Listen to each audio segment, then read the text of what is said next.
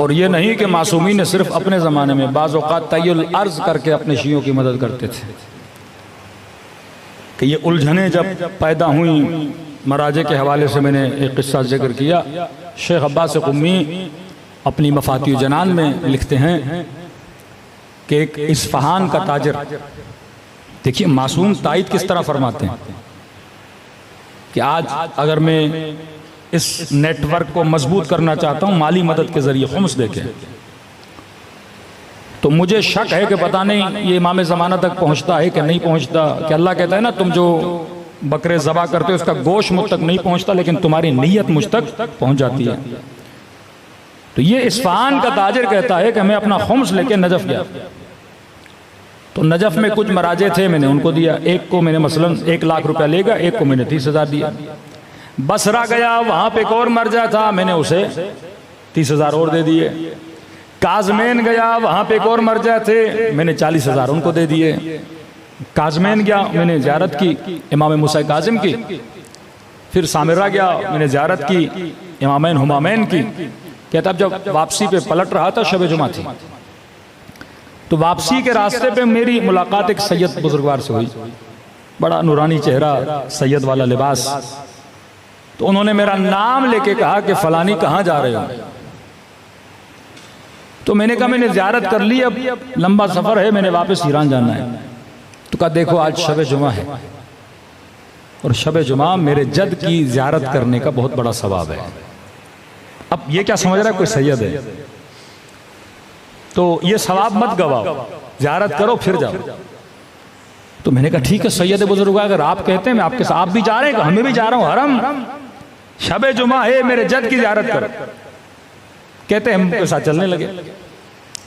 کہتے ہیں راستے میں ایک زمین کا پلاٹ تھا، وہ کسی سید کا تھا۔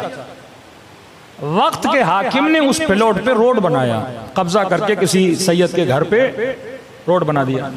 ہمارے مراجع کا فتویٰ تھا کہ کیونکہ یہ مکان غصبی ہے تو شیعہ اس زمین سے نہ گزریں کیونکہ غصب ہو چکا ہے۔ تو جیسے وہ پلاٹ آیا تو میں نے اس پلاٹ سے دوری اختیار کی۔ تو انہوں نے کہا کہ دور کیوں جا رہے ہو؟ میں نے کہا مراجع کا فتویٰ ہے یہاں سے نہیں گزرنا۔ کا فتویٰ صحیح ہے لیکن کیونکہ یہ ہمارا ہی پلاٹ ہے لہٰذا ہم تجھے اجازت دیتے ہیں کہ یہاں سے گزرو۔ کہتے اب بھی مجھے بات سمجھ میں نہیں آئی۔ پہنچے حرم میں،